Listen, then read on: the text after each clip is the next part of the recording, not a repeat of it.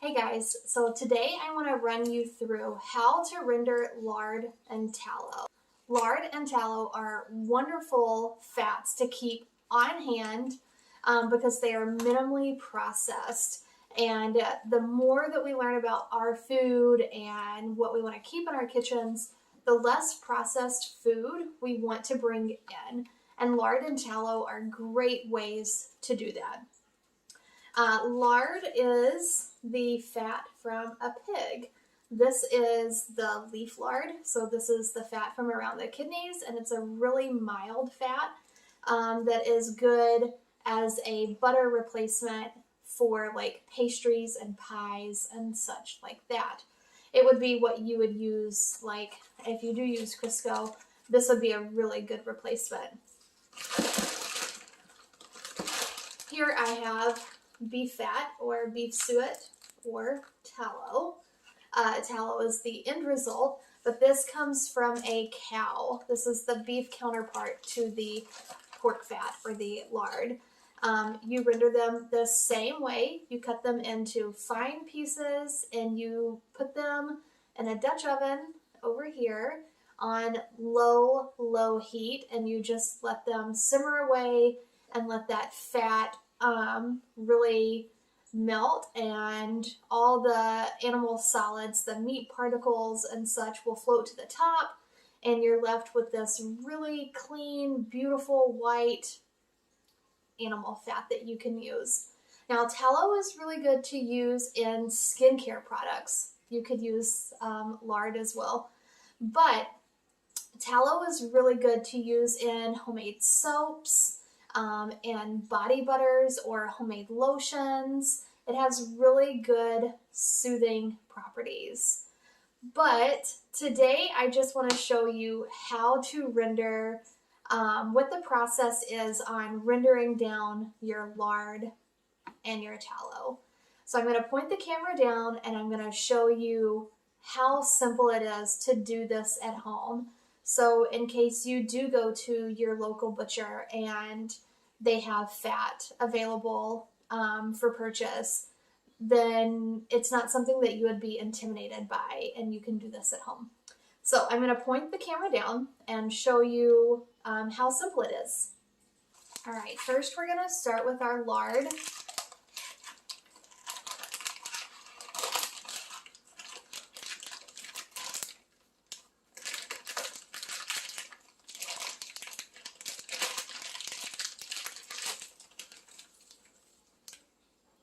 This came in, we bought half a pig last May, and this came with it. So right now I'm just unfolding it.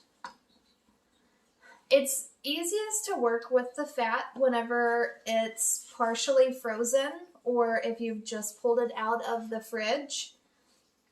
It cuts a lot easier. So what we're going to do, I'm going to cut this into really fine strips first. And then I'm going to go back and cut it the other direction into, I'm going to cut this in like 1/4-inch pieces. Now, if you have a meat grinder, this is a great way to use that meat grinder to get this into super fine pieces, but I don't have one, and so I have a small one that attaches to my KitchenAid, but it overheats my mixer, so I'm not going to use it. A sharp knife and a cutting board work just as well. I'm going to get this chopped and I'll show you how fine these pieces are. And then I'm going to get them in my pot, my Dutch oven, so you can see just how little these pieces are. They're pretty small, and you could cut them down further if you wanted. So I'm going to bring my Dutch oven over here actually.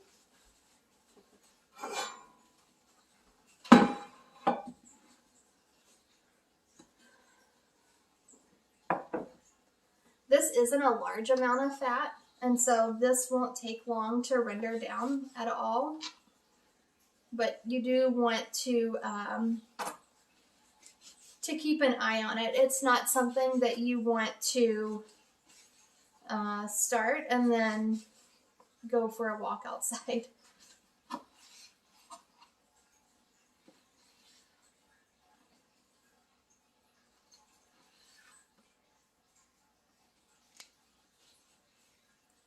Whenever you do render your lard though, you want to make sure that you have the temp on extremely low. Doing it too high will burn the fat and cook it, rather than slowly releasing that fat to be rendered down. So keep that in mind when you're doing this.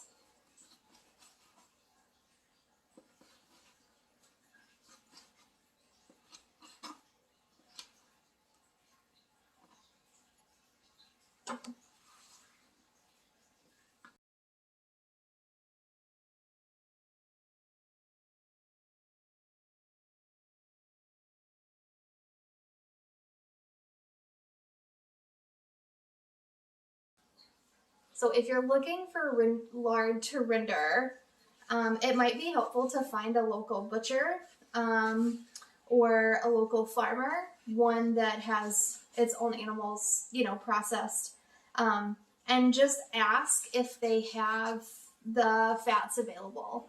There's a local to us farmer that I found at the farmer's market, and while he didn't have pork fat in stock, he did have beef fat, the beef suet or the tallow, and I got it for $3 a pound, which I didn't think was that terrible.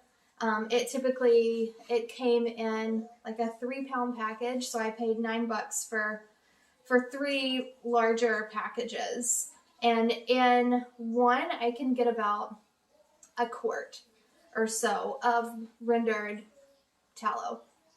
So, call your local farmers, even your grocery store butchers.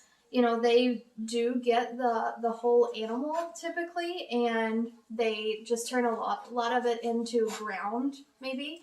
And so call and see if they have any available.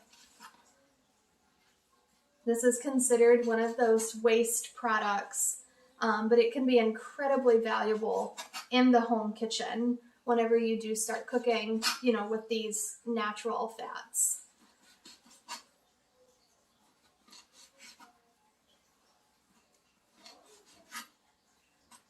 Now, if you are used to cooking, with your canola oils and your grapeseed oils and such, these are a really good alternative to use.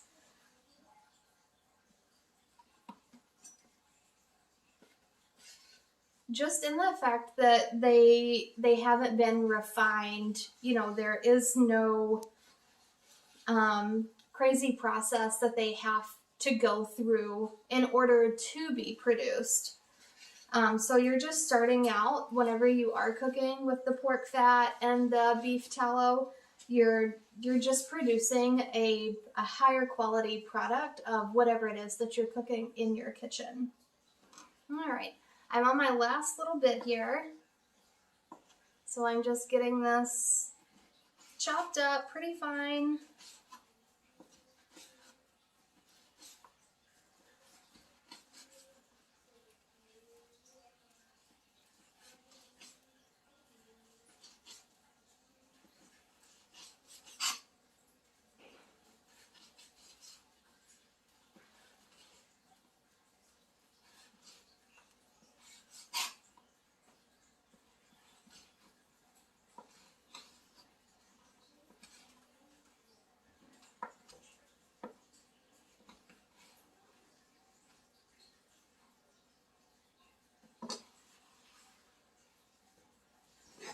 Okay, so you can see it's not a ton, but it's something. So now I'm going to put this on my burner on a really low heat, and I'm going to get started on my tallow. So tallow is going to be similar to lard, you can see this is already kind of crumbling. So I'm just going to break it up with my fingers and toss it in. But the tallow has more of a membrane on it, and you do want to remove that membrane. So this just kind of crumbles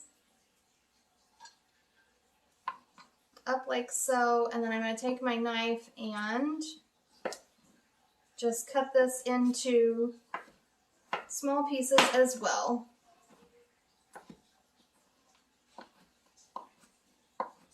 The smaller the pieces that you cut, the faster it will render down, and the more yield you'll end up with. The bigger the pieces, the more cracklings or cooked pieces of fat you'll have.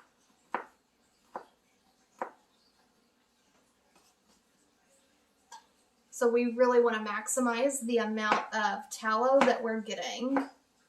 Like I said, I typically use, I've used tallow in cooking, but I've also used it to make soaps, hard soaps, like the bar soaps. So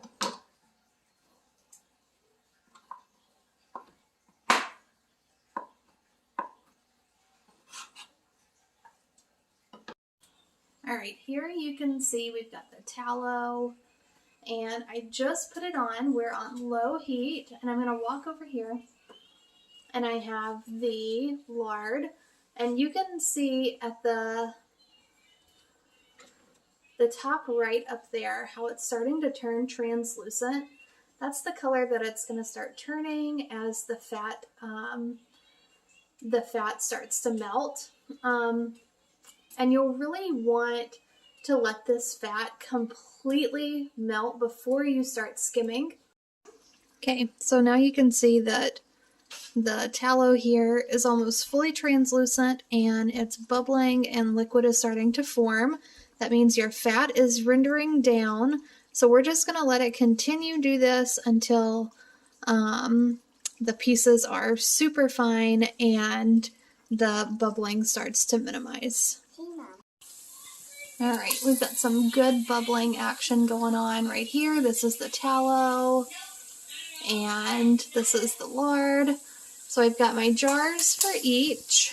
I've got a quart jar for the tallow, and I've got a pint jar for the lard, just because I'm not going to have as big of a yield. I might need to get another quart jar for the amount of tallow that I have.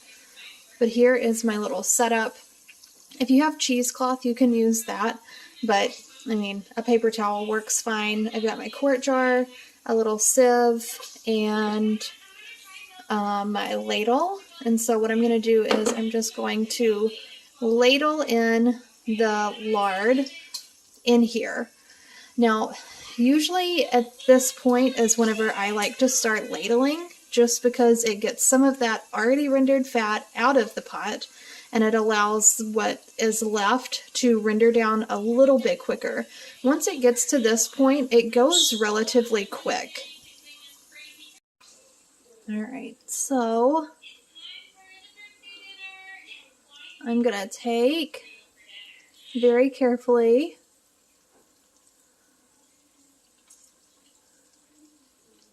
and just pour that in, and it'll just strain out any of those little bits, and what you'll have left is beautiful clear tallow. Okay, so here's our rendered tallow. You can see the two bigger jars on the left here.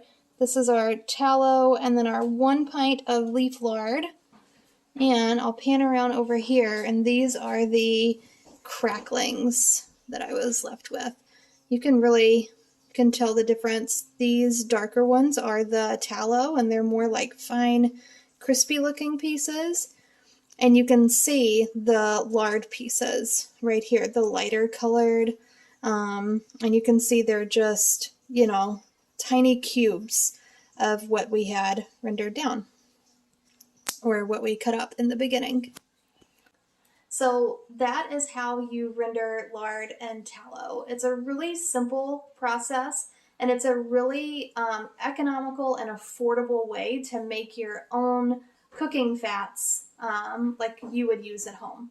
So I hope you enjoyed this video, and we'll see you in the next one.